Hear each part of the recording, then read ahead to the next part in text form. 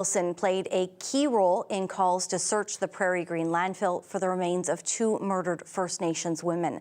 The by-election comes after the sudden death of Kathy Merrick last year. The Union for 7,000 allied health workers have voted in favor of a strike mandate, citing workloads and staffing shortages. The Manitoba Association of Healthcare Professionals voted 96% in favor of going on strike. This comes as the union and the province are in contract talks. The union's president says they've been without a contract since March of 2024, and he says members haven't seen any improvement in pay or working conditions, and staff are moving for better contracts. So far, there's no strike deadline.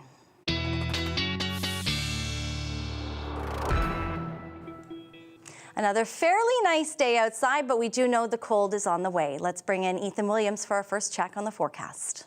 Well, Brittany, the above seasonal conditions continuing through southern Manitoba today. A couple of temperatures above the freezing mark there, but certainly not the case still into northern parts of the province, where we're continuing to contend with that extreme cold. And in fact, we have extreme cold warnings now for places like Puckatawagan and up through the Brochet area and over to Dooley Lake, where wind chills are likely going to be into that -45 range as we head Wednesday night into early Thursday morning. But for us in Winnipeg, definitely won't have to contend with that. We're looking at temperatures actually above -10 as we start Thursday with a mix of sun and cloud.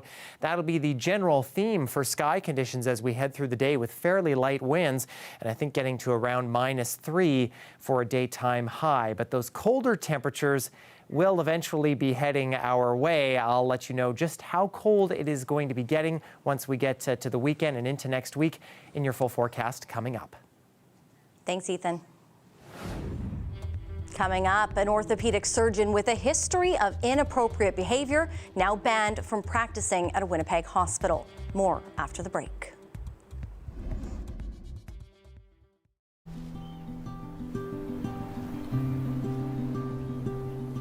It's not the salt in the air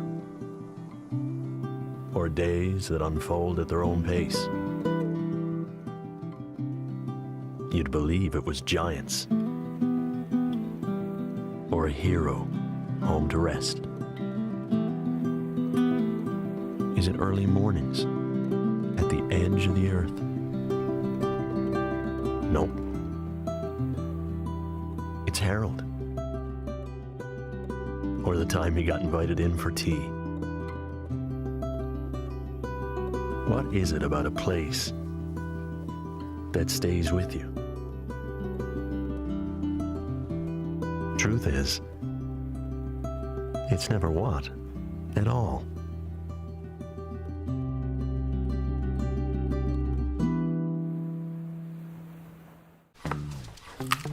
Bleeding gums are a sign of bacterial infection.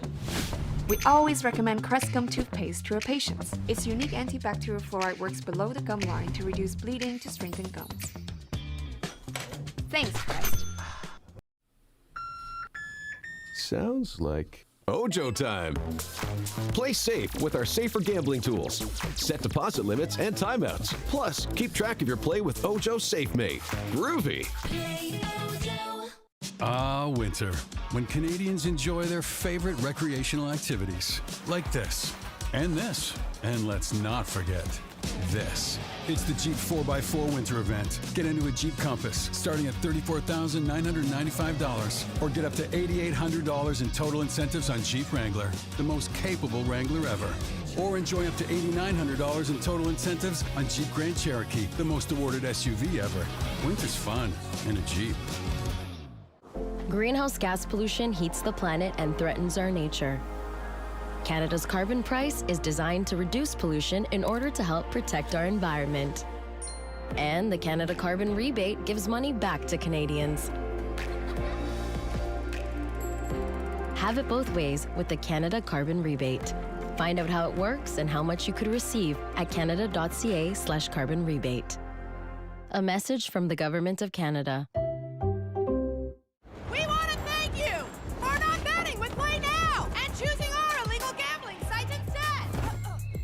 Because we couldn't afford things like this without your money. so much of your money. Now, you might have questions like, do our profits benefit your community? No. Or bet with Play Now, Manitoba's local legal and secure gambling site. Your faves for less. Meals now $10.49. Dips for less. Drips for less. Legends for less. Now for $10.49 with medium fries and a medium fountain drink every day. Looking to sugar down and protein up? Enjoy tasty Too Good yogurt with 80% less sugar than the leading flavored yogurt and high in protein. It's the afternoon snack that's got your back. Less sugar, high protein. Too Good. This is Manitoba. And this is Manitoba on your smart TV, because CBC News is now streaming local. Local news and weather on your connected TV or favorite device. CBC News Manitoba, streaming now. This place. Every corner of Manitoba has its own story. Every community has a tale to tell. And CBC is here to share them. Everywhere you are. In every way we can. Watching, listening, reading, streaming. Sharing. CBC, telling Manitoba's story wherever you are.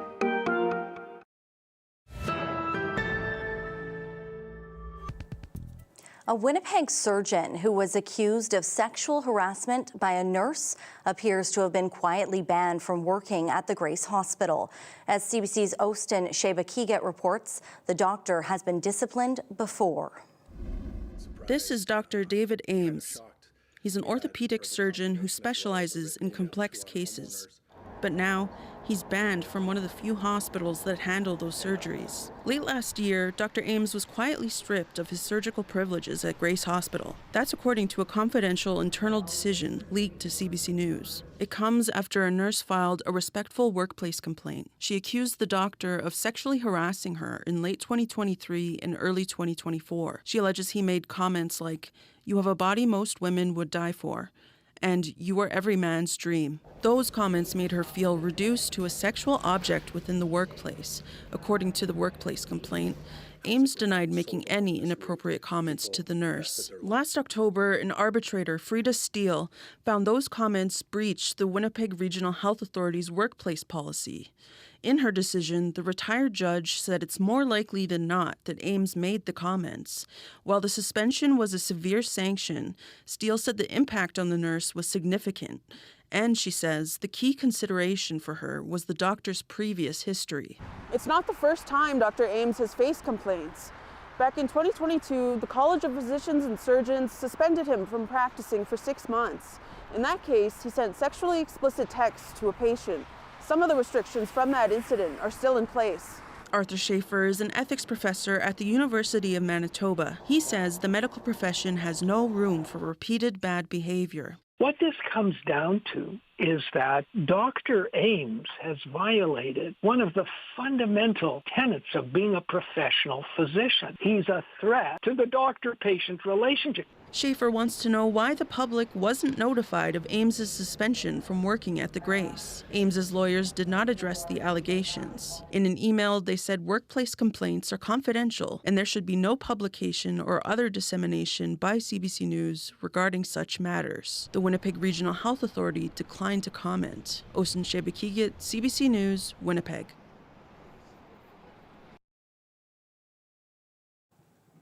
The province says it's paid out nearly $10 million in rebates for people buying or leasing electric vehicles.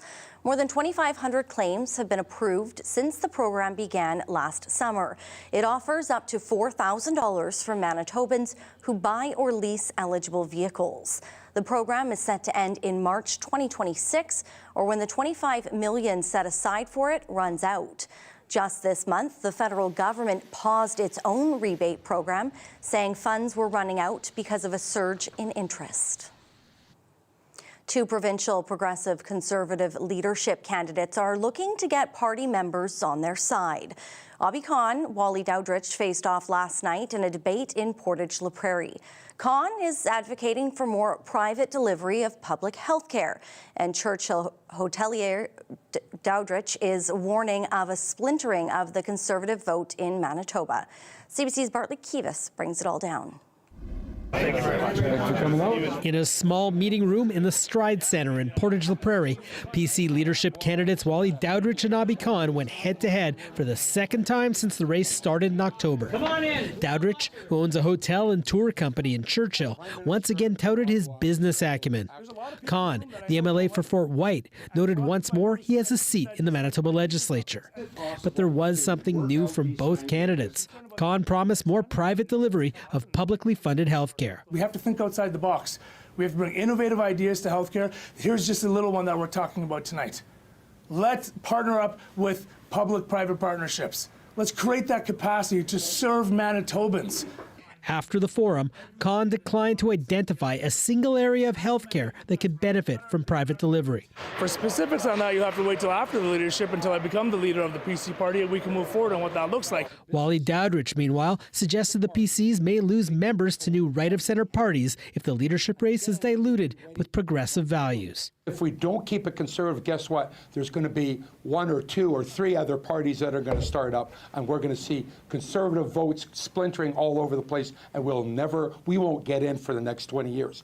After the forum, Dowdrich insisted Conservatives are prepared to form parties to the right of the PCs. I've heard it. I've talked to people, the rank-and-file people across Manitoba, and that is what they'll do if we don't have a successful race based on conservative values. There are a few more periods left in this leadership race. The PCs will announce their new leader on April 26th. Bartlett Kivas, CBC News, in Portage-la Prairie.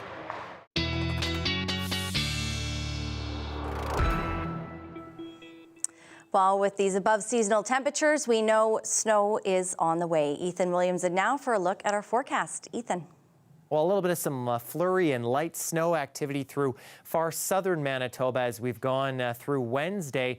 That should be moving out as we head into the overnight hours, but that doesn't mean that's the end of the snow. We are watching another low pressure system moving in from Saskatchewan, and that'll bring us some light snow to much of the inner lake as we go through Wednesday night and into early Thursday. This model seems to suggest that there will be a little bit of some light snow activity around Winnipeg and through the Red River Valley as we get into Thursday morning. I think by and large, we're probably going to be avoiding that, but cloud cover will start building in as we get especially later into the afternoon and into the evening on Thursday, but that quickly clears away. This big area of high pressure really starts to clear things out.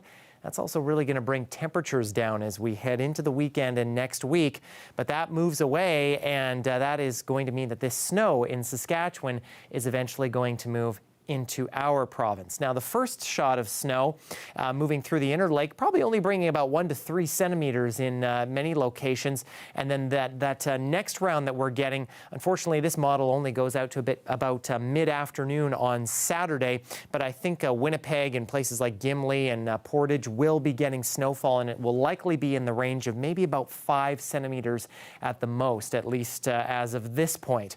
Winds, thanks to that high pressure, are going to be calming down, except along the Hudson Bay coast with winds like that, and temperatures pretty cold. It's going to feel into the minus 30s for sure over these next couple of days. Those will pick up a little bit as we move into Friday for much of Manitoba. But it doesn't matter how cold it gets if you're Watson, because you are prepared for the weather. And Amanda makes sure that Watson always has his toque on. We want to thank Amanda for sending in that photo, and a reminder that you can always send your photos, dogs or otherwise, to talkback@cbc.ca. And I think Winston's going to need, or Watson rather, got to get the name right. Watson needs that too, because we head into Friday. That's going to feel into the minus 20s with a little bit of wind with some clearing. This is when the snow moves in to the Winnipeg area and much of southern Manitoba as we head into Saturday. Again, right now looking around 5 centimeters of snow, but that'll help bump up our temperatures a little bit. But those temperatures not staying warm for long. We have a cool down on the way. I'll bring you the details in your full 7-day forecast coming up. Thanks, Ethan. Well, we need to take a quick break, but there's much more to come. You're watching CBC Winnipeg News. Stay with us.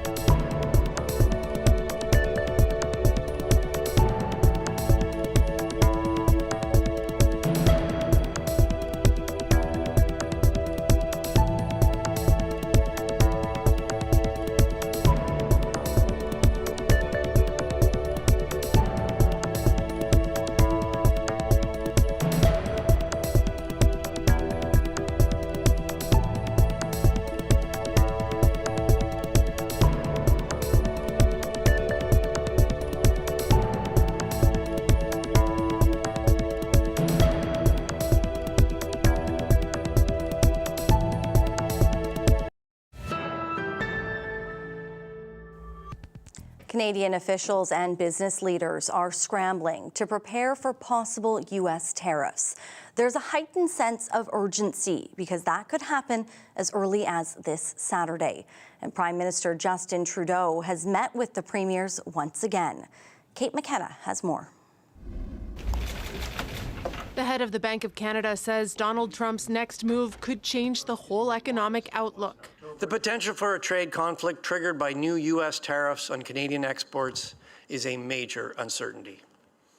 This could be very disruptive to the Canadian economy. Trump said tariffs are coming to Canadian goods on Saturday. They could plunge Canada into a recession. Everything's urgent as we're, trying to navigate, a fairly uncertain environment. Trump has said Canada can avoid tariffs if it strengthens border security. But Canada's public safety minister says the border is safe. We know that less than 1% of all fentanyl entering the United States comes from Canada. We know this because American data has told us that that is the case. The federal government pledged over $1 billion to a border package, which included new helicopters. But it hasn't seemed to change Trump's mind, leaving some lawmakers unsure what would convince the president to back down. Things are not going to get solved in a couple of weeks. And even determining exactly what it is that President Trump wants is not a simple thing. Meanwhile, Canadian industry is left with uncertainty, saying if big tariffs come, they need financial support from government. Canada's industries cannot withstand such a potential shock to their operations. The premiers and prime minister met again. Much of the meeting was focused on the conversation of supports. I here in New Brunswick, with the support of some of my colleagues, had been calling on the federal government to bring some things to the table. A big bailout package would require parliamentary support from opposition leaders. One premier warns against any move to block financial aid. Very simply, this is not about you. It's about workers. It's about their families. It's about a historic moment in Canadian history. Our identity, our unity is under attack. Our workers are under attack. Put your political agendas aside. There'll be plenty of time for that. Some top Canadian officials are planning to meet on Friday, hoping to have a clearer picture of what Trump intends to do. In the meantime, they're meeting with American lawmakers to try to convince Trump to back down. Kate McKenna, CBC News, Ottawa. Donald Trump's nominee to run the U.S. Commerce Department says Canada could avoid steep tariffs if it closed its borders to fentanyl. Howard Lutnick made the comment during his Senate confirmation hearing on Wednesday. Caroline Bargout has more on the billionaire's appearance on Capitol Hill. Tariffs came up multiple times at the Senate confirmation hearing, and it was very clear that Howard Lutnick supports them. He strongly believes U.S. President Donald Trump's plan to generate wealth through tariffs. This tariff model is simply to shut their borders with respect America. If we are your biggest trading partner, show us the respect, shut your border, and end fentanyl coming into this country. Lutnick also laid out what Canada would need to do if it wants to avoid them. According to U.S. Customs and Border Protections, less than 20 kilograms of fentanyl was seized along the border with Canada last year. Compare that with the 9,000 kilograms that was seized along the U.S. border with Mexico. CBSA says it seized about 5 kilograms of fentanyl on this side of the U.S.-Canada border between January 1st and October 31st last year. Canada has promised to spend more than $1 billion to secure the border and try to appease Trump and avoid tariffs. Lutnick was asked if he preferred broad tariffs or taxing individual items, and here's what he said. I prefer across the board. I think when you pick one product in Mexico, they'll pick one product. We pick avocados, they pick white corn, we pick tomatoes, they pick yellow corn. All you're doing is picking on farmers, which is just not going to happen. Lutnick is the chief executive and chairman at Cantor Fitzgerald, a Wall Street brokerage firm. He's expected to be confirmed as Commerce Secretary. It's not clear when. Caroline Bargout, CBC News, Washington.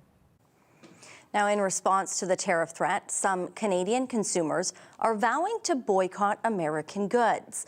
But it's not as easy as it sounds. Lindsay Duncombe explains.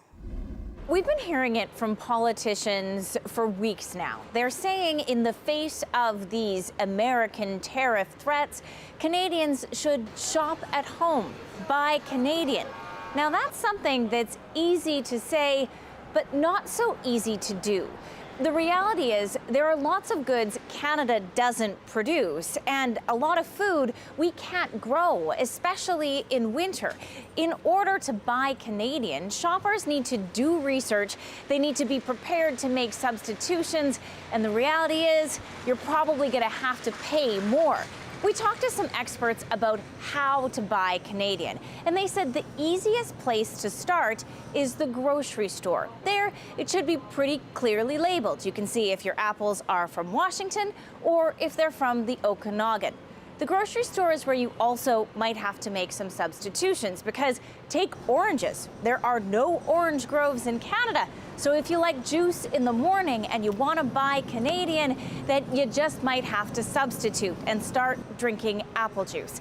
And when it comes to cost, yeah, it might cost you a bit more. And it's not just for food. That's true for clothing and for furniture. The reason is Canadian products are often made at a smaller scale, and we have different regulations, higher labor costs. The experts we spoke to said that means this might be prohibitive for some people to buy Canadian, but they did say to start small. Buy Canadian where you can, do some research, and that if you are able to make some changes, it would be supporting workplaces and people and the industry here at home in the face of those looming tariff threats. Lindsay Duncombe, CBC News, Vancouver. The man expected to become the top U.S. health official faced tough questions from Democrats at his confirmation hearing. Robert Kennedy Jr. was grilled about his past anti-vaccine views, but Donald Trump's pick still had several supporters on the Republican side. CBC's Chris Reyes has the details. Robert F. Kennedy Jr. sparred and debated with senators over what he would do as the top public health official in the U.S. I promised President Trump that if confirmed, I will do everything in my power to put the health of Americans back on track. RFK Jr. spent most of the hearing defending his controversial views on health issues, including the safety of vaccines. I am supportive of vaccines. I want good science. Democratic Senator Sheldon Whitehouse demanded this. If you want to move from advocacy to public responsibility, Americans are going to need to hear a clear and trustworthy recantation of what you have said on vaccinations, including a promise from you never to say vaccines aren't medically safe when they in fact are. RFK Jr. insisted he's not an anti-vaxxer, despite his past public statements questioning their use. During the hearing, he repeatedly said he's pro-safety. He was only asked about his views about vaccines by Democrats. If confirmed, RFK Jr. would head dozens of agencies, including the Food and Drug Administration and the Centers for Disease Control and Prevention. Republicans showed their support for Trump's health secretary pick. Senator Ron Johnson held up letters of support that he said was signed by more than 60,000 people across party lines. You called me up and you were contemplating setting your political differences aside, joining forces with President Trump on an area of agreement, addressing chronic illness, trying to find the root cause of all these problems facing this nation. My first response was, Bobby, this is an answer to my prayers.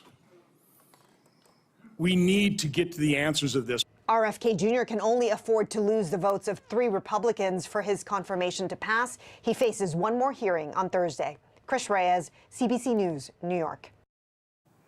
As the wildfires continue to burn in Southern California, there's growing data suggesting that these extreme weather events are only set to increase with climate change. Anand Ram looks at the cost of such disasters and questions about who should foot the bill. The rains were sorely needed in Pasadena, but reveal the scars of what happened just a few weeks ago. Now, a new rapid analysis suggests these scenes might repeat themselves. Peak January fire weather this extreme is about 35% more likely to occur in the current climate. Climate change intensified the hot and dry conditions, turning vegetation into fuel. And then heavy winds help the fires go where they normally don't. This is my home. And my home is gone.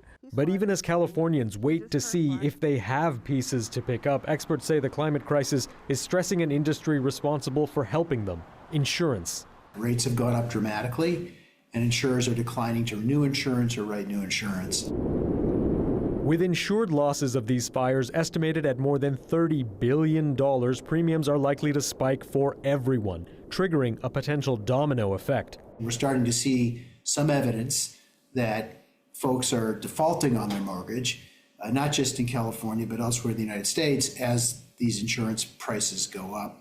We are all paying for these disasters, but there is one stakeholder that is not paying.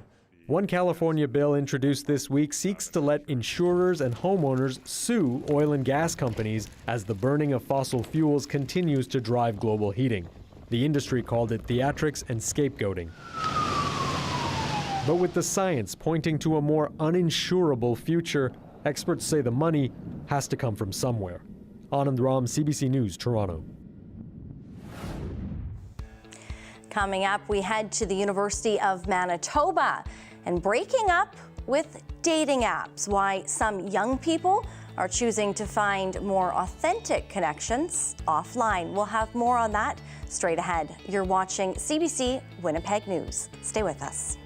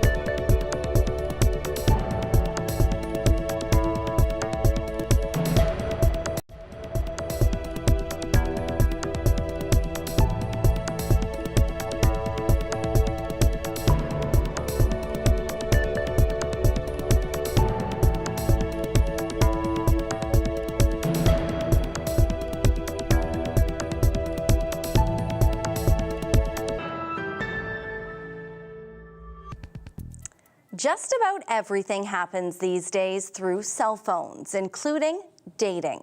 Users are just a swipe and a match away from potentially finding the love of their life. But as CBC's Gavin Axelrod shows us, some in Gen Z are breaking up with dating apps. Thousands of people are using dating apps every day, but some young people aren't so sold that it's really love at first swipe. It feels like a hot or not game. It's super weird. It feels like you're not actually deciding on real people. It's just these images that you're swiping through and deciding whether they're someone you would like or not based off of that. Brooke Singbeal remembers the excitement of turning 18 and downloading the app Tinder, where users swipe right to like a user or swipe left to dislike them. If two users like each other, they'll match, but she found it doesn't always work out so well. I was really hoping to make some genuine relationships, but a lot of the people that I met on there were just looking for hookups and one-night stands, and they didn't really want to know me as a person. 18-year-old Ruby Murphy says she's still friends with some people she met on dating apps, but doesn't think it's a good place to find a long-term relationship. People are very encouraged to invest in beauty products and to present a view that's not 100% authentic to improve their chances of getting a match. A professor we spoke to here at the University of Manitoba says getting out and finding love organically might be easier said than done these days. Neil MacArthur teaches courses on sexual ethics and ethics and technology. He says dating apps are pretty much the main way people meet, as other social settings to find a partner are harder to come by. We've seen a real hollowing out of the kinds of collective social spaces maybe that young people once had, just because, I think that the double whammy of people being on their phones and then the pandemic just sort of killed so much. The pandemic sort of laid waste to our social world in many ways. Jeremiah Fagbulagun has also ditched dating apps. He used to be on Tinder, Bumble, and Hinge, but says it can be disheartening to not get matches. It's about when you make, you put a lot into your profile, you put the right thing you want, and you still don't get a match. Most times you kind of doubt yourself. You think, is there something missing? Do I have to say the right words or have the right pictures? MacArthur knows there are downsides to the apps, but he's not ready to discount them entirely. I think you can use them mindfully, I think you can use them ethically, and I think that you can use them to make connections that you would not otherwise make. As for Singbeal, she's now 20 and happily in a relationship, but with someone she already knew and met offline. She says she wouldn't recommend the apps to others her age looking for love. I would advise them to not use them. I would advise you to go out and talk to people. It's way better. While dating apps may not be for everyone, MacArthur says it's all about striking a balance between putting yourself out there online and trying to find a partner the old-fashioned way. Gavin Axelrod, CBC News, Winnipeg. Hockey teams and groups using the West Kildonan Arena will have to find ice time elsewhere. The arena has been closed until further notice over structural concerns. A piece of machinery working outside the building struck an exterior wall on Monday. An engineer determined the arena should stay closed for now. Some hockey practices and games have had to be canceled. Not happy, of course. No, we're running an arena, and for the local people, the kids and everything, nobody's happy when you cut down anything, but people do understand. The city says the daycare in the community center was not affected and remains open.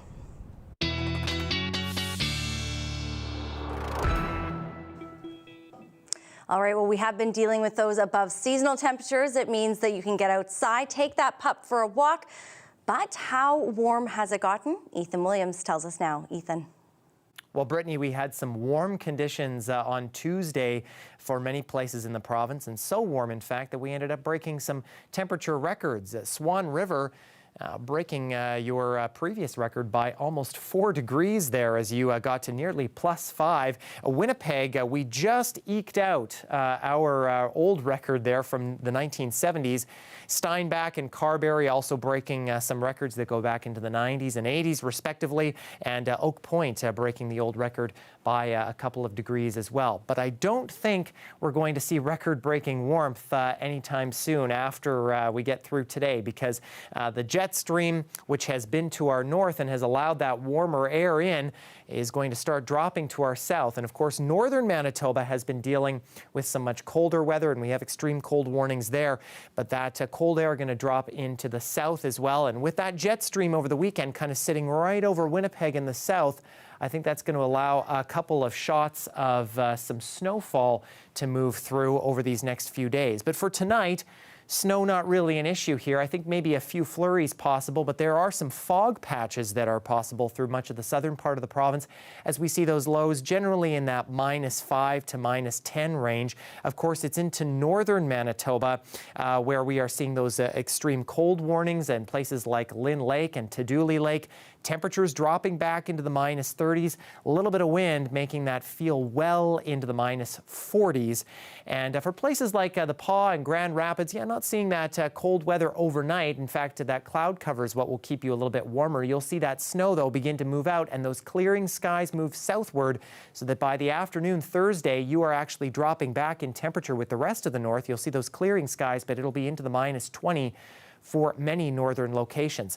For southern Manitoba, again, that snow continues to move through the inner lake as we get into the early morning hours. By the noon hour, that has mostly moved out. We'll be seeing a mix of sun and cloud for many locations, with temperatures staying fairly warm. Again, we'll still be near that kind of freezing to -5 mark, I think, for many locations. But the cloud is going to start to move in as we head through the evening hours, and you can even see into the parklands. We're seeing those temperatures beginning to drop as we head into Friday. Just how cold is it going to get? I'll have the details in your 7-day forecast coming up. Thanks, Ethan. Imagine police officers following you as you leave work, forcing their way into your home and demanding answers about whether you're lesbian, gay, bisexual, or transgender. The answer you give could seal your fate. A new exhibit at the Canadian Museum for Human Rights opens this week. It explores the time from the 1950s to 90s when the Government of Canada systematically investigated, harassed, and fired members of the 2S LGBTQ+ community. Faith Fundal spoke with one of the survivors of the LGBT Purge. So how do you create a space where it's both impactful but also holds true to what happened? You speak with survivors and you speak with the people who dealt with that kind of thing. Michelle Douglas is the executive director of the LGBT Purge Fund, and we have an exhibit here with a lot of the things that you used to wear when you were in the armed forces. What comes up as you look at some of those things? Yeah, it's very powerful for me to see many of the symbols of the past, things I was very connected with. You know, that's actually my headdress from a time in the past. So, you know, generally it's a powerful space to be in here. You know, I'm very reflective as I see it, and thinking about the past, very much rooted in, you know, the today, though, and the journey we've been on. One of the fears that I know you've talked about and you felt back then was how you were othered. You were one of many people othered. Fast forward to now, in this political climate, you have a US president who just signed an executive order essentially canceling out DEI initiatives, talking about potentially rooting out people in the military. I mean, does that bring you back to the purge? Oh, I'm definitely thinking about it. These are very worrisome times. You know, for the thousands and thousands of people in Canada who experienced the purge, some 9,000 people between the 1950s and the 1990s, of which I'm one. You know, when you think about the incalculable loss of those people who wanted to serve their country, RCMP, military, public service. And then in today's world, we see the prospect of another round of exclusion in small ways and in big ways. Yes, of course I'm thinking about it, and I worry what will happen. But I also feel a sense of strength here, you know, resilience, you know, just a fortitude to stand up against what is not right. For me, it's about how we were diminished in our humanity and in a way, denied the right to serve the country. And that meant something to me then. It still does for me today. What about the people who walk into this exhibit as they go from the beginning all the way through here? What do you hope they'll take away from today? Oh, they'll have a chance to learn about a very difficult injustice in Canada's history.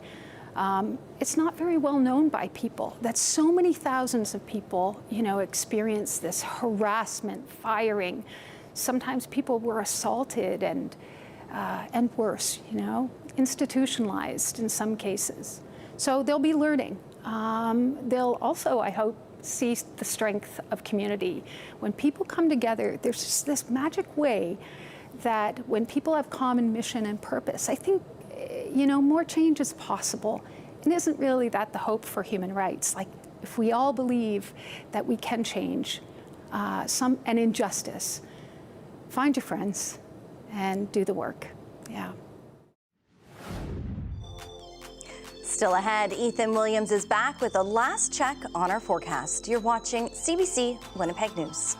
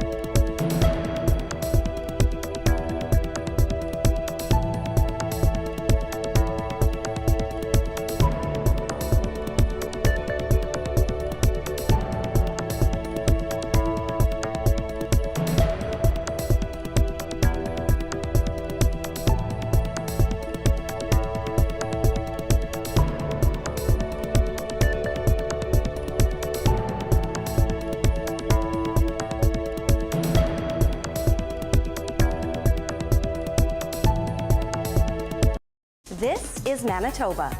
And this is Manitoba on your smart TV, because CBC News is now streaming local. Local news and weather on your connected TV or favorite device.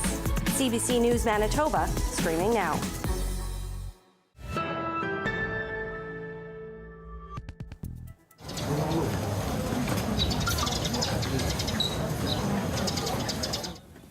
In Beijing, thousands of worshippers flocked to Lama Temple to ring in the Lunar New Year. It's the year of the snake. The snake represents positive transformation as people shed negative traits and habits and embrace new beginnings. The Lunar New Year coincides with the first new moon of the lunar calendar. Celebrations run for the next 15 days until the first full moon of the lunar calendar.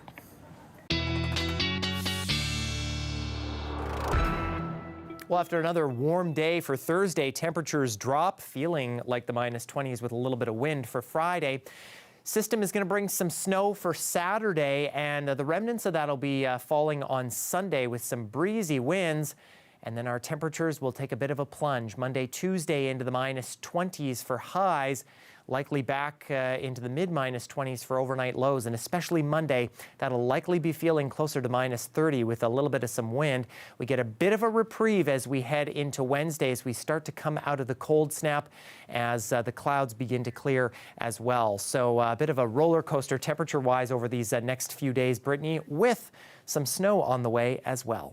All right, thank you, Ethan. Well, animals are a lot like us, including, it seems, enjoying a little TLC. One zoo near London set aside a day to give creatures big and small hoof pedicures and other personal care. Take a look at what the exclusive spa package included in today's Daily Lift.